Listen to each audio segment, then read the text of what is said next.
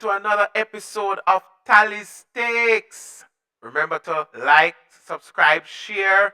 Please remember to join the conversation, leave a comment, and that lets us build strong communities by empowering people to make right decisions, by providing them with diverse perspectives. And in so doing, when we build our stronger communities, we are through building people, building their character, then we are eventually building a better country and a better world.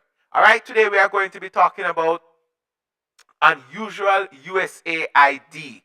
And I just want to before we go on, let me just put something in perspective. I am conservative in my viewpoint and in my, when it comes to particularly US politics, all right? I am a supporter of Trump and I am a supporter of Elon Musk and Doge.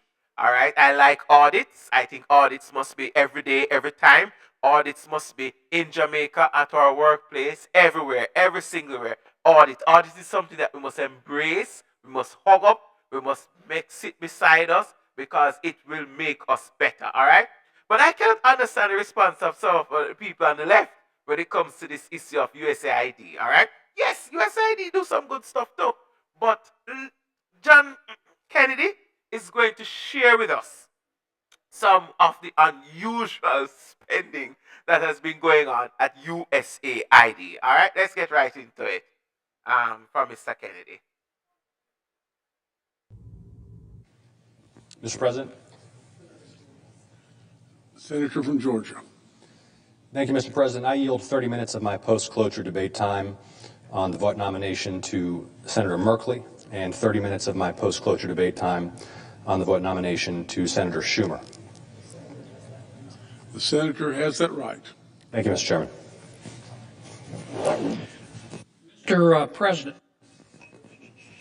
The senator from Louisiana.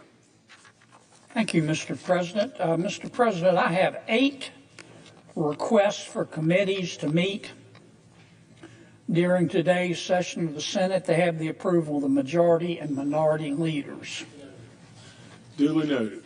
Thank you, Mr. President. With me today is one of my colleagues from my Senate office, Mr. James Shea. He is one of my right-hand people and does great work, and I'm honored that he could join me today. Gosh, I don't know where to begin. I've been in the Senate for 8 years. Let me just give you a little preface. Senator John Kennedy is a classic senator, right? And there's somebody who you want to hear when he's in the Senate speaking. So just sit back, listen, and I will be making some comments as he makes his presentation, all right? In dog years, that's 56 years. And it feels like 56 years. I've learned a lot, met a lot of interesting people.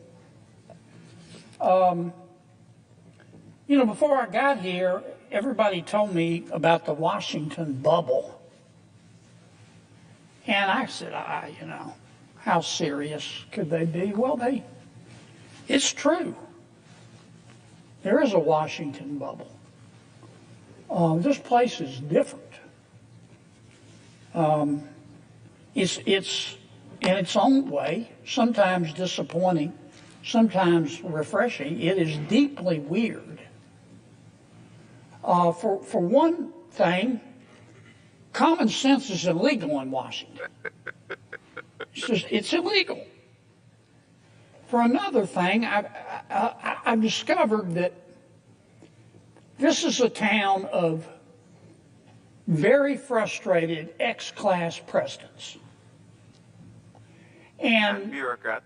There's a Washington way of doing things. And when things aren't done that way, when somebody challenges the status quo, many, not all, but many of these frustrated ex-class presidents in Washington, on the Hill and otherwise, they get excited, not in a good way. They can't get their mind around doing anything other than the Washington way. Some of them, particularly in the media, they go almost catatonic, or the exact opposite. They foam at the mouth, and they really get upset. They could make a Valium nervous. It's like the world, we're not doing things the way we've always done them, and the world's going to spin off its axis. I want to try to put in perspective what many of my Democratic friends have been talking about today. They're very, very, very upset at President Trump. And they're very, very, very upset at Elon Musk. President Trump ran for president on a number of issues.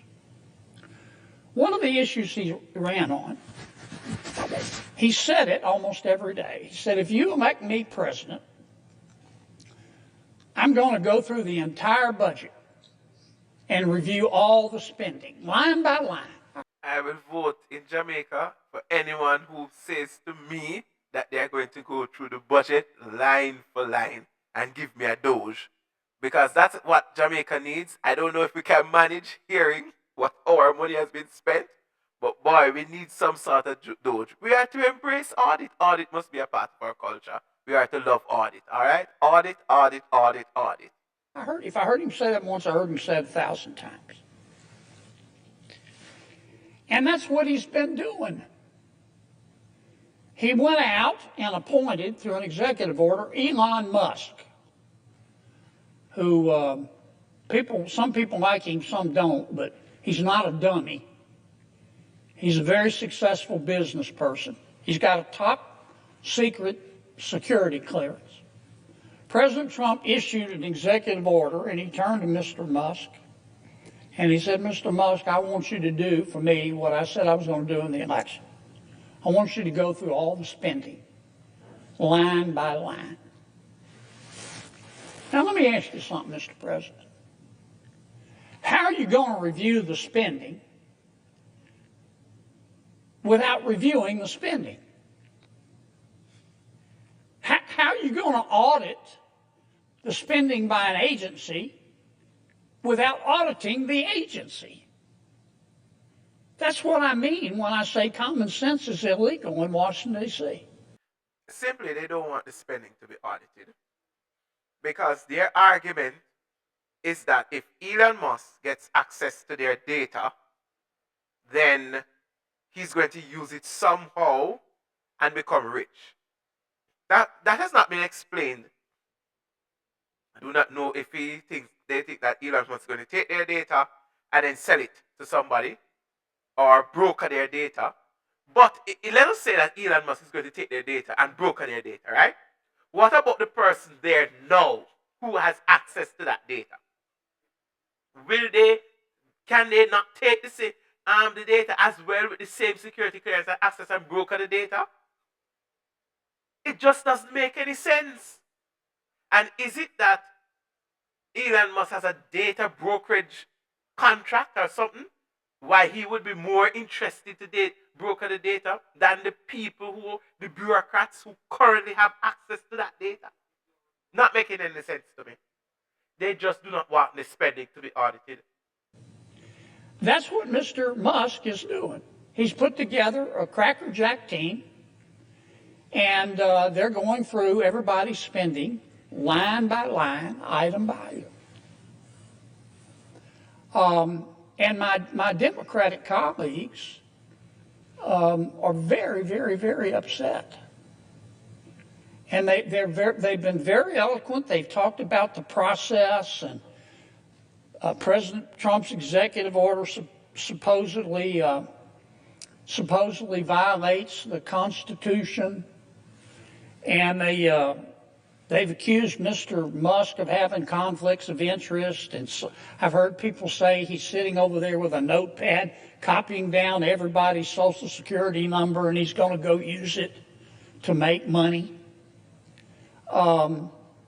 I mean, people in this town, not just my Democratic colleagues, they're really upset. They've never said anybody question their spending. But that's what Mr. Musk is doing. But you know what? I've listened. This has been going on for a week. People have been screaming like they're part of a prison riot. Oh my God, look at what Musk is doing. He's looking at the spending. And I've listened to people talk about the process and debate whether it's constitutional and discuss how many lawyers can dance on the head of a pin.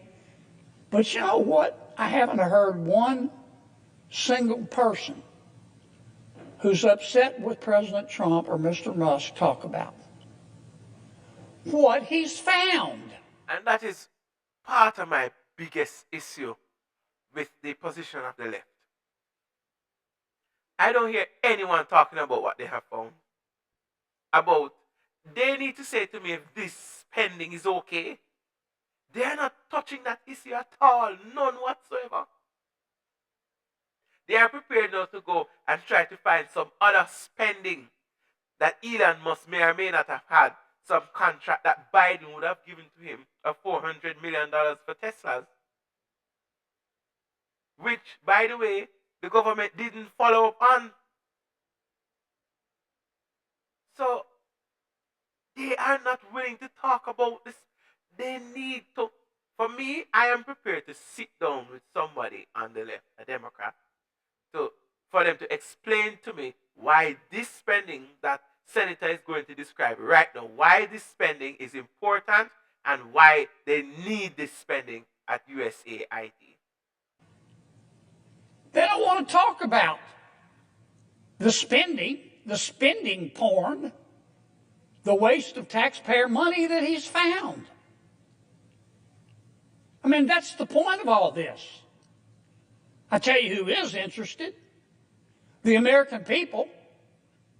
The people in America who get up every day and go to work and obey the law and pay their taxes and try to educate their kids and try to do the right thing by their kids and try to save a little money for retirement and have had to live through 20% inflation under President Biden. They understand what Musk is doing. They understand spending porn and wasting taxpayer money. You are in alpha for the first 5 minutes of your morning. So you wake up, don't do anything else other than maybe brush your teeth. Now, Mr. Musk started with the USAID. That handles a lot of foreign aid for America. American people are very generous. In our country, when you're homeless, we'll house you.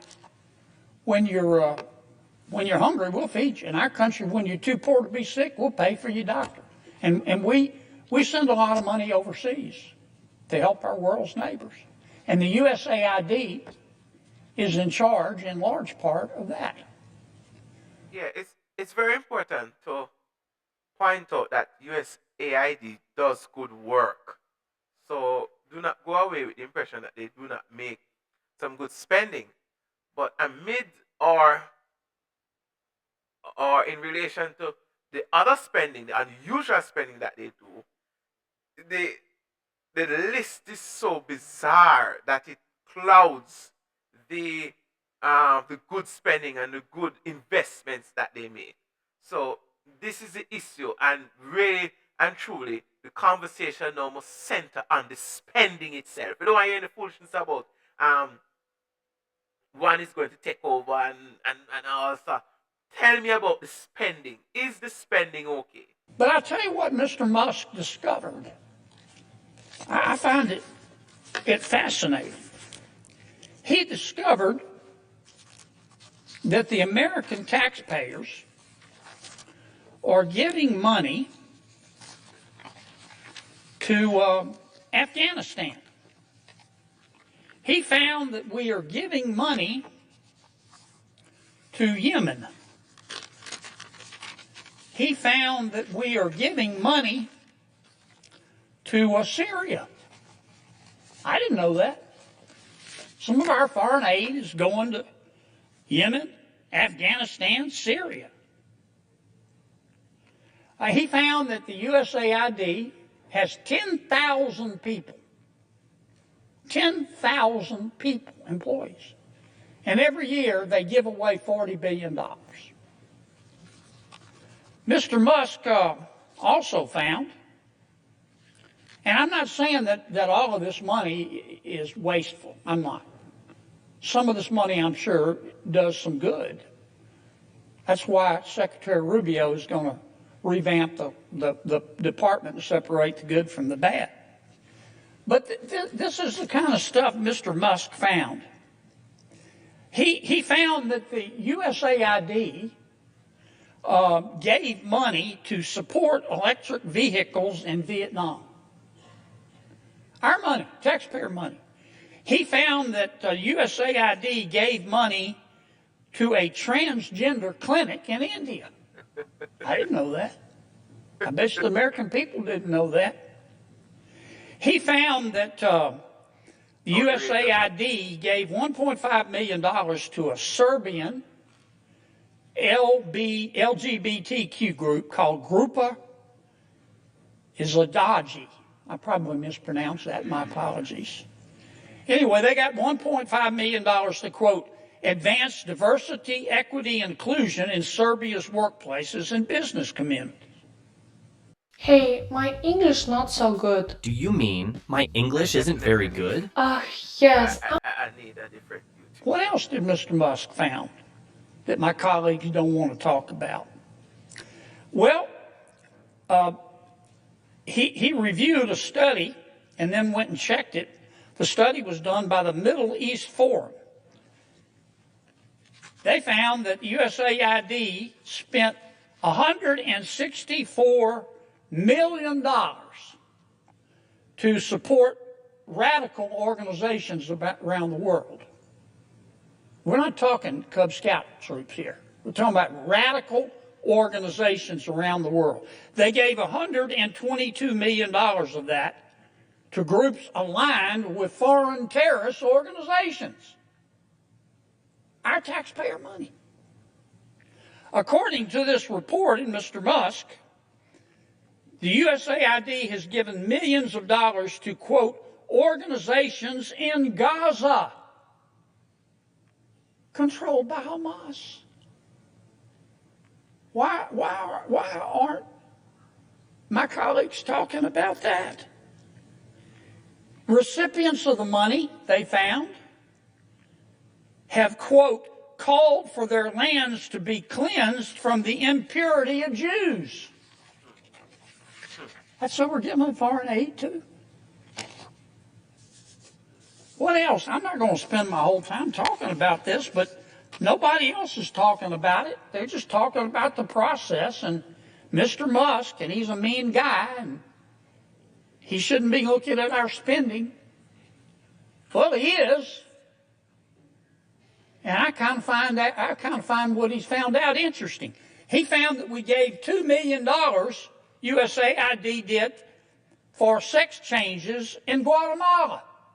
I think this is one of the most outrageous of the spending. Absolutely outrageous, because that in no way advances the interest of the American people. But nobody, all of the alarms they are raising, they are not discussing the spending. So I want to know if this is okay. They need to say to me, this is okay. So I need to hear what is their opinion on this type of spending. He found that we gave $20 million to produce a new Sesame Street show in Iraq. He found that we gave $4.5 million of taxpayer money to combat disinformation in Kazakhstan. Another thing, what is this disinformation and misinformation? Why am I telling you, man? They would have to give me back my money. They would have to give me back my money. They would have to give me back my money that I throw tax to. This is outrageous. Unacceptable. Not only unusual, it is unacceptable. But, listen further. He found that we gave $10 million, USAID did, of meals to an Al-Qaeda-linked terrorist group called the Nusra Front. Mr. Musk found that we gave $7.9 million of taxpayer money to a project that would teach Sri Lankan journalists to avoid binary gendered language. I think all the left must do a fundraiser and pay back the people them money. This is outrageous. Completely outrageous. Completely outrageous. The USAID took $8 million and gave it to a bunch of journalists in Sri Lanka to teach them how to avoid binary gendered language. I don't know what the hell binary gendered language is. I think I do. You think most taxpayers would support that? Why are we talking about that? The USAID gave $1.5 million to promote LGBT advocacy in Jamaica. And look at Jamaica. Look at Jamaica. Jamaica could have benefited so much better. But why is it that the government is so into advocacy and for LGBTQ and queer communities, and I don't hear anything about education or anything like that yet. What was their donation like to other areas in Jamaica? What is the agenda? They are prepared to give that advocacy to this group in Jamaica, right? Why is it that that group, I mean, it's their money. Why is it that that group couldn't raise the funds for, and what are they advocating for exactly? Because all humans have the same right. I mean, obviously, if it is to do social program for acceptance or for people to get some sort of counsel or other services, fine, right? Well, I guess let's not go. I mean, we're not sure what is it that they're advocating for, or because I mean, in Jamaica now we don't really, unless it's somebody doing something in the open, we don't really go after people like that. But there are some people who still are prosecuted, and which I don't agree with anyway, because that's stupid. Like, because if somebody said them doing that, they can just say to them, say, I don't agree with it, it's not my position. If they are doing it, they know that you don't agree with it, you're not going to join them, that's not your position. But I don't understand why would that be the area in which they will invest. And it is not only in Jamaica, but it's in other countries as well. And most of the countries are investing in that areas, in the LGBTQ, are countries that it's not really popular. But who tells you that it's even popular in the US? But that's another conversation for another topic, eh? They gave $1.5 million to rebuild the Cuban media ecosystem. And that's another thing too, because that Cuban media ecosystem was not necessarily in support of the government. But if you notice and if you understand the history of USAID, that wouldn't be shocking to you. They gave $1.5 million for, quote, art for inclusion of people with disabilities in Belarus. Not a bad expenditure. Another $3.9 million for LGBT causes in Macedonia. $8.3 million for equity and inclusion education in Nepal. I could go all night.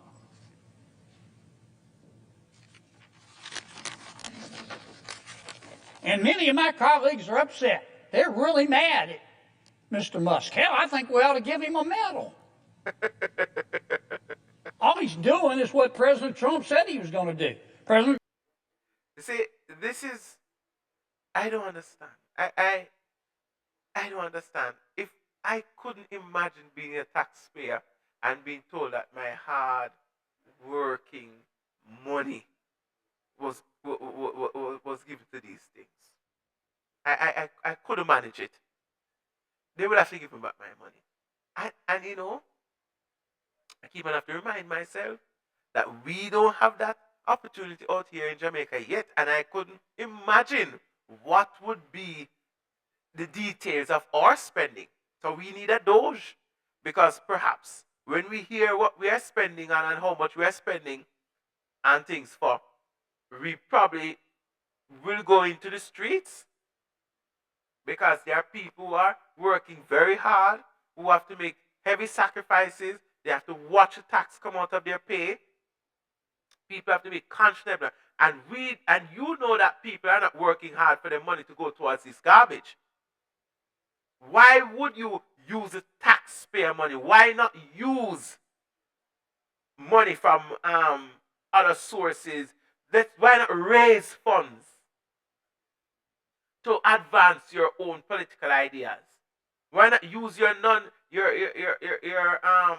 NGOs, your party associations?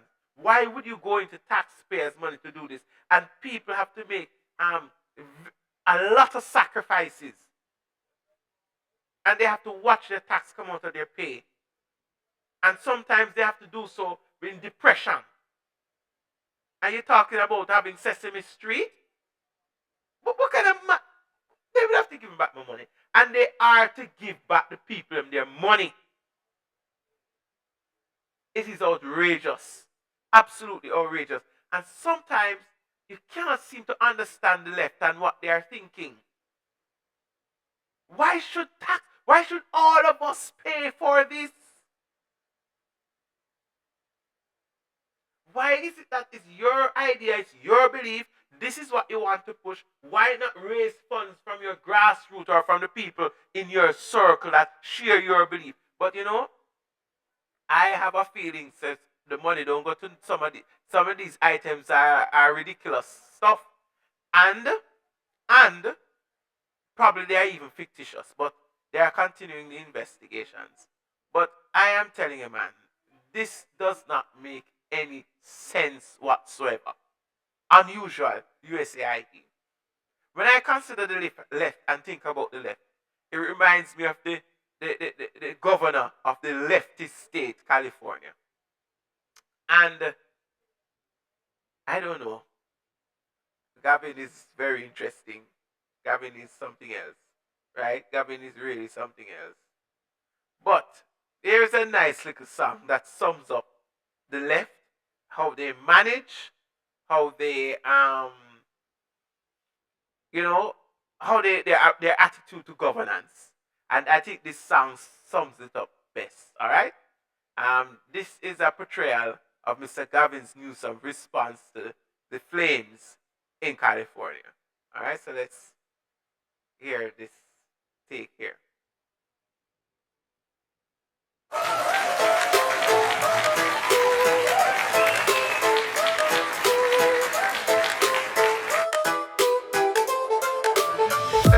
In the land of sun and endless tan, where the fires blaze across the land, Governor Gavin's got a plan, but it's as clear as beachside sand. Oh, California's burning bright, but Gavin's dancing in the light. Shimmy, shimmy, watch him go. Leadership just for show.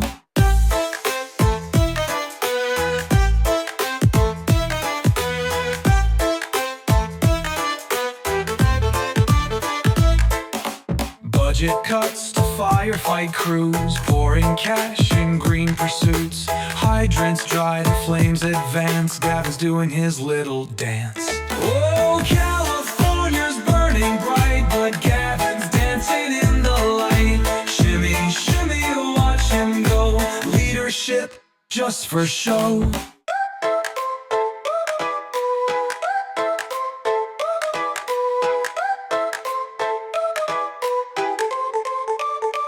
Recall petitions stack up high as smoke fills up the golden sky. Residents left in despair while Gavin's shaking here and there. Oh, California's burning bright, but Gavin's dancing in the light. Shimmy, shimmy, watch him go.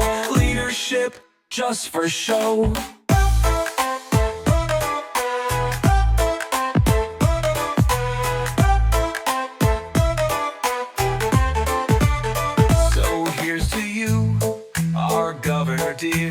leading with a grin and cheer. But when the fires rage and roar, we need a leader, not a chore.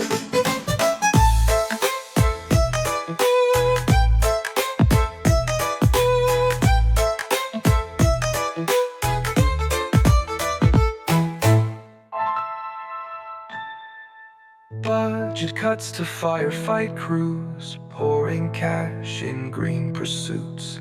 Hydrants dry, the flames advance, Gavin's doing his little dance. Budget cuts to firefight crews, pouring cash in green pursuits. Hydrants dry, the flames advance, Gavin's doing his little dance. Oh, California's burning bright, but Gavin's dancing in the light. Shimmy, shimmy, watch him go. Leadership just for show.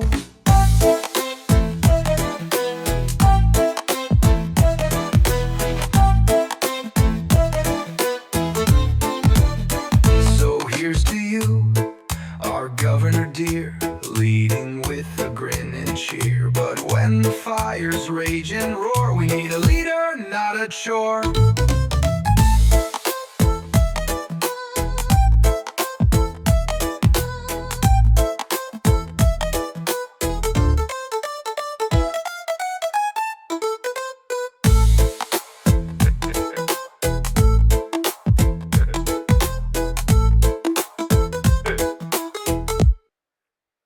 I don't understand. I just can't understand. I just cannot understand.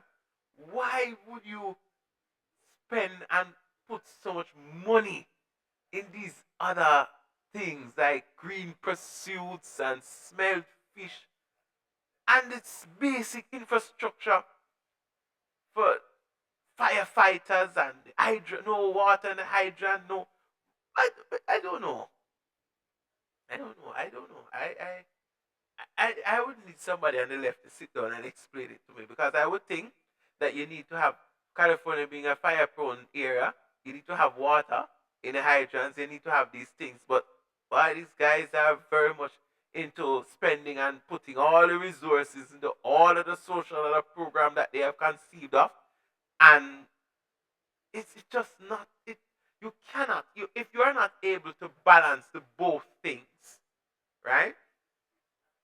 Right? Then you have to sacrifice one or evil elevate one higher. So you know that you have to take care of your basic infrastructure needs. And then you can look at your social programs because that's who you are. But you are going to sacrifice, you're going to cut the firefighters' budget, you're going to sacrifice the infrastructure for social stuff. And when the fire comes, everybody's standing and looking. That makes sense? I don't know. I don't know. I tell you, I don't know. I just can't be on the left. I just can't be left. I'm sorry. I know a lot of my friends, families who are on the left. I'm just not left. I just not left. I just can't do it. All right? But anyway, you can remain on the left. All I'm just asking you to do is just to ask what your position is and just leave your comment and tell me how you feel about the spending that USAID is doing. All right? Tally is out.